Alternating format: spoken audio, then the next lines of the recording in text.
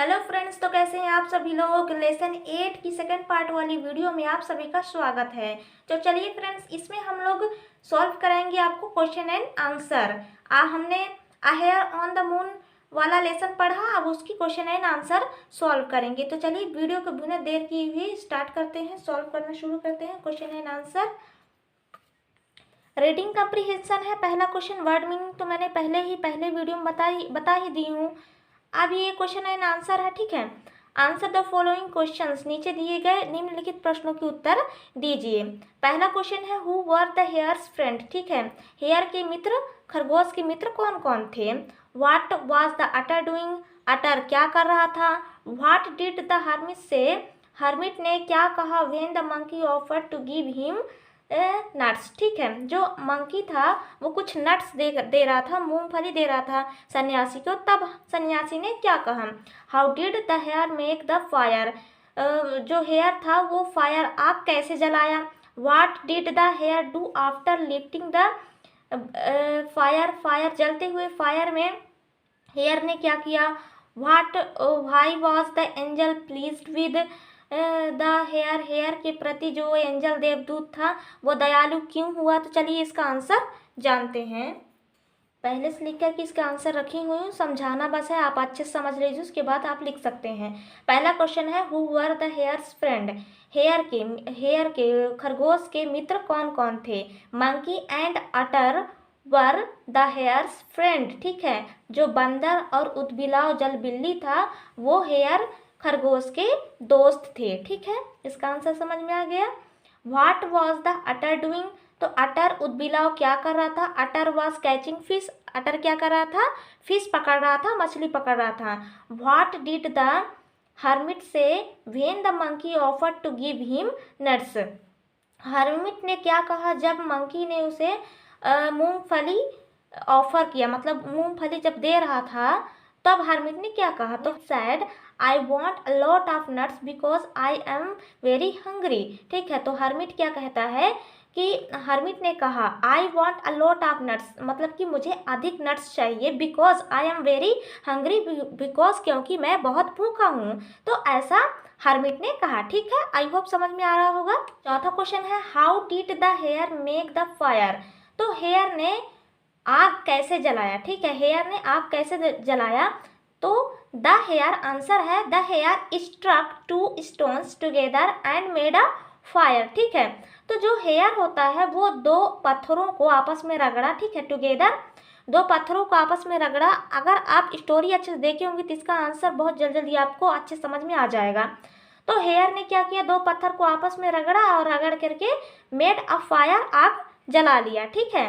What did the hare do after lighting the fire, तो hare ने क्या किया जब आग जल रहा था, तो ठीक है।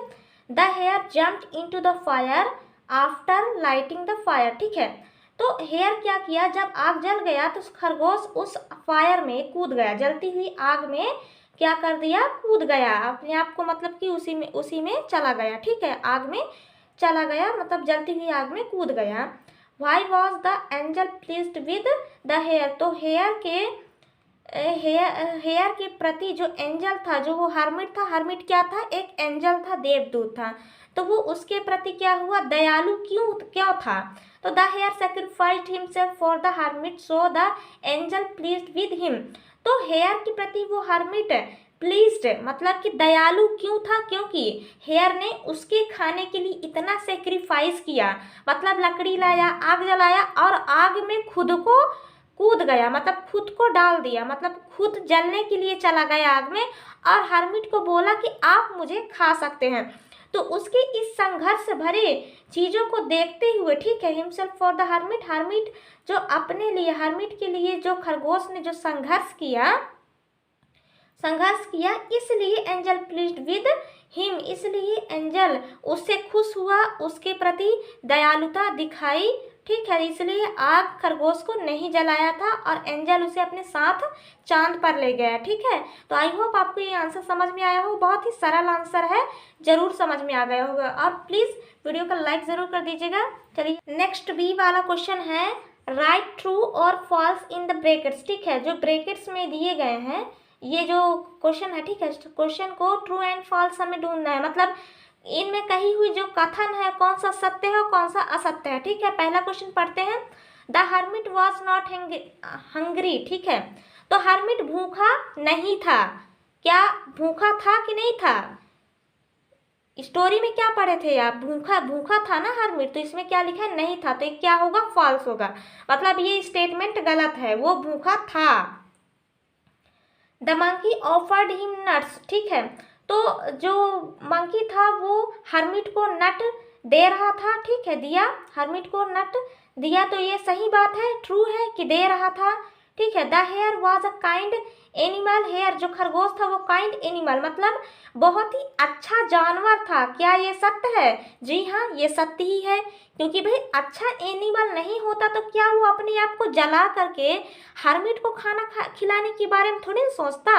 इसलिए क्या होगा? ये ट्रू है, सही है कि हेयर बहुत ही अच्छा जानवर था, ठीक है, बहुत अच्छा एनिमल था।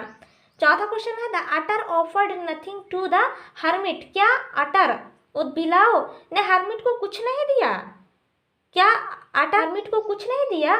तो ये फॉल्स है, ठीक है, फॉल्स है मतलब गलत है। उसे दिया था ना, मछली दे रहा था, बट के परंतु क्या है कि सन्यासी मछली नहीं खाते, इसलिए वो मना कर दिया, तो उसको ऑफर किया। तो यहाँ पास बोल रहा है कि क्या कुछ ऑफर नहीं किया, तो यहाँ फॉल्स होगा ये स्टेटमेंट, ठीक है, ऑफर किया था मछली देने का। पांचवा क्वेश्चन है, the hermit enjoyed eating fish, क्या हर्मिट फिश खाने का आनंद ले रहा था? तो नहीं, क्योंकि वो फिश तो खाता ही नहीं, तो ये क्या हो जाएगा? फॉल्स होगा, मतलब ये स्टेटमेंट गलत है। छठा है, द हर्मिट एट ग्रास, क्या हर्मिट ने घास खाया? नहीं, ये भी गलत है, तो यहाँ पास फॉल्स होगा, ठीक है। The hermit was an angel, hermit क्या था? एक एंजल था, देवदूत था, ये सही है, ठीक है, तो इसमें हो जाएगा ट्रू। तो आई होप ये भी क्वेश्चन आंसर आपको समझ में आ गया होगा। चलिए नेक्स्ट वोकेबुलरी है, ठीक है। Separate the animals given in the box according to the food they ate, put them in the columns given below, you can add more animals. इस बॉक्स में, ठीक है, इस बॉक्स में जो शाकाहारी जानवर है, मांसाहारी जानवर है और शाकाहारी मांसाहारी दोनों प्रकार के जानवर हैं, उनको ढूंढ करके जो ये इतना बड़ा डिब्बा दिख रहा है ना, इसमें उनका नाम लिख रहे हैं। तो चलिए आपको मैं दिखाती हूँ कैसे ढूंढते हैं। इट्स ओनली प्लांट, जो लोग सिर्फ प्लांट खाते हैं, मतलब पौधे खाते हैं, हर बीवर्स मीन्स यहाँ पास होगा शाकाहारी। ईट ओनली फ्लेश, जो सिर्फ मांस खाते हैं, फ्लेश मीन्स होता है मांस, ठीक है, मांस मछली। तो कार्निवर्स, कार्निवर्स मीन्स होता है मांसाहारी, ठीक है।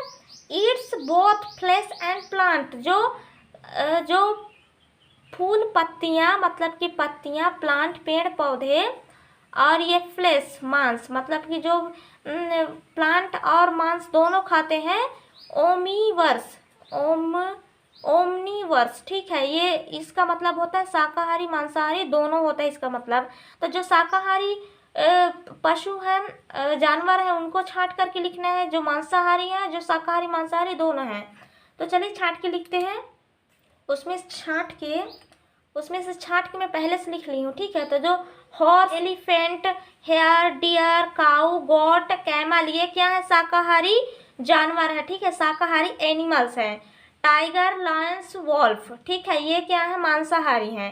कैट, डॉग, ये शाकाहारी मांसाहारी दोनों प्रकार के हैं, मतलब ये फूल पत्तियां भी खाते हैं और मांस भी खाते हैं। ये लोग सिर्फ मांस खाते हैं, ये लोग सिर्फ फूल पत्ती बस ही खाते हैं। तो चलिए देखते हैं नेक्स्ट। आई होप ये भी आपको समझ में आ गया। ग्रामर सेक्शन है। Look at the pictures and statements carefully, जो ये पिक्चर दिए हैं, ठीक है, इन स्टेटमेंट्स को केयरफुली पढ़ना है। तो hermit, I am hungry, hermit hungry था। आई हैव फ्यू फिश, उदबिलाव बोलता है मेरे पास कुछ मछली हैं। आई हैव सम नट्स, बंदर बोलता है मेरे पास कुछ नट्स हैं, मूंगफली है। I have a lot of grass, ये हेयर बोलता है कि मेरे पास बहुत सारे ग्रास है। आप चलिए नीचे देखते हैं क्या बोलते हैं। The sentence given in the balloons can be repeated as below, ठीक है, जो ये बलून में सेंटेंस दिए थे ऊपर से, ठीक है, उन्हीं सेंटेंस को यहाँ पास यूज करके हमें पुनः बोलना है, दोहराना है, रिपीट करना है, ठीक है। पहला क्वेश्चन देखते हैं। The hermit said I am hungry, hermit ने कहा आई एम हंग्री, मैं भूखा हूँ, उसको हम उसमें करते हैं, ठीक है। ये डायरेक्ट और इनडायरेक्ट नरेशन है, ये ग्रामर है, और ग्रामर इसको मैं आगे जब ग्रामर सेक्शन पढ़ाऊंगी तब उसमें बहुत अच्छे से क्लियर करूंगी। फिलहाल आप इसमें समझ लीजिए कैसे करके इसको बोला गया है। तो hermit said I am hungry, ठीक है। हर्मिट ने कहा कि मैं भूखा हूँ। तो किसी तीसरे, इसमें क्या होता है, एक दो तीसरे चौथे आदमी कैसे बोलते हैं इंग्लिश सेंटेंस को, मतलब कि कैसे कि बोला जाता है कि किसी दूसरे की बात को कहाँ पर ले जाकर के हम बोल रहे हैं, उसके अनुसार से ये वाक्य बनाए जाते हैं। तो चलिए इसको जल्दी मैं बता देती हूँ।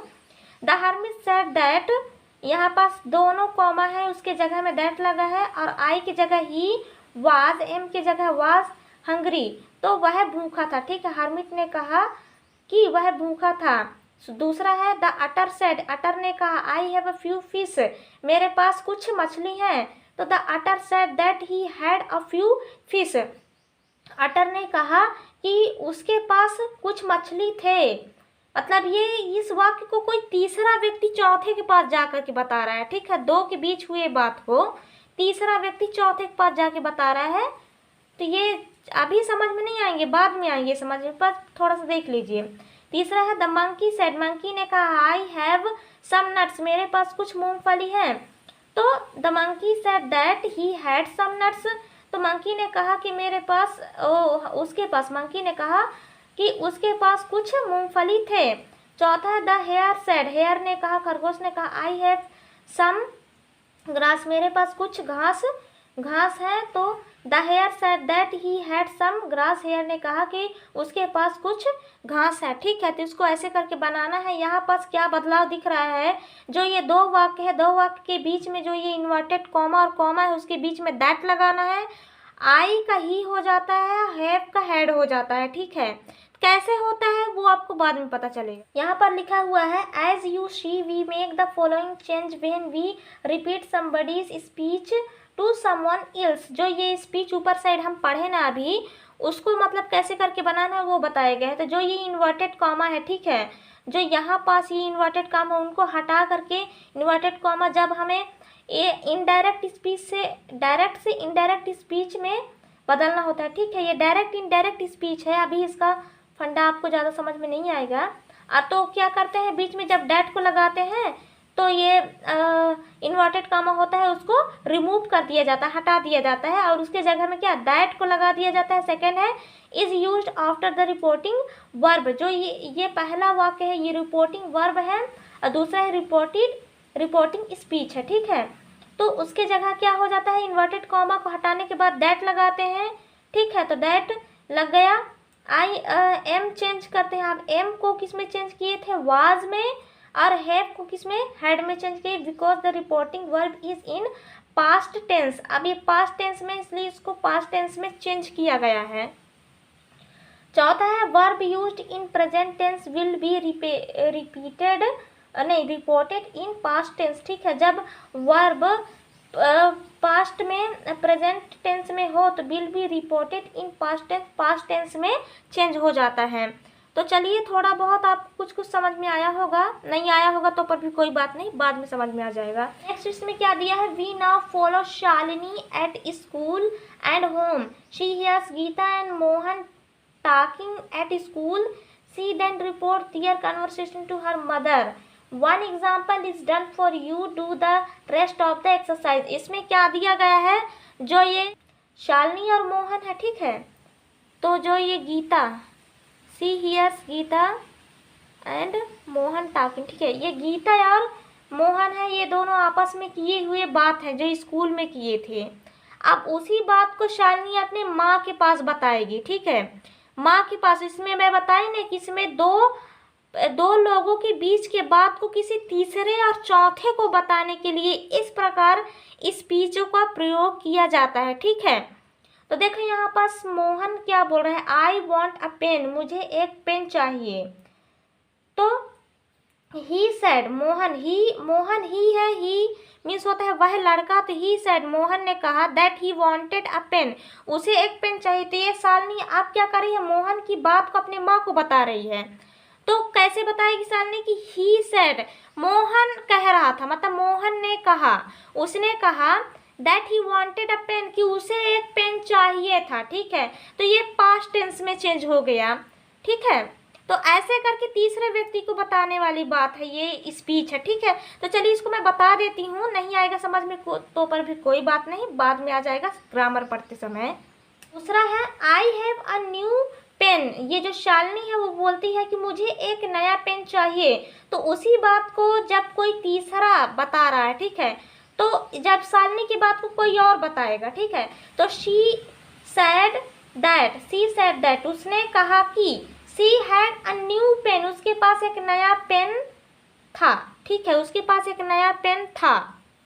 फिर यहाँ पास मोहन की बात है, आई हैव एन अम्ब्रेला, मेरे पास एक अम्ब्रेला है। तो मोहन की बात को कोई तीसरा जाके बता रहा है, ही सेड दैट, मतलब मोहन ने कहा ही हैड एन अम्ब्रेला, कि उसके पास एक अम्ब्रेला था। ठीक है, फिर यहाँ आई हैव अ न्यू फ्रॉक, मेरे पास नया फ्रॉक है, शालिनी बोलती है। तो शालिनी के बात को फिर तीसरे के पास कोई जाके बता रहा है कि सी सेड दैट, उसने कहा कि she had a new frock, उसके पास एक नया फ्रॉक है। शालिनी के बात को कोई तीसरा जाके बता रहा है कि शालिनी ने कहा कि उसके पास एक नया फ्रॉक था। ठीक है, फिर यहाँ पास मोहन की बात को बताया जा रहा है, आई एम आई स्टूडेंट, मैं एक स्टूडेंट हूँ। तो आप कोई तीसरा जाके बता रहा है, he said that he was a student, उसने कहा कि वो एक स्टूडेंट था। ठीक है, उसने कहा कि वो एक स्टूडेंट था। फिर यहाँ आखिरी में शालिनी की बात आई, आई हैव अ पर्स, मेरे पास एक पर्स है। तो शालिनी की बात को कोई तीसरा जा रहा है, शालिनी की ही बात को दोहरा रहा है।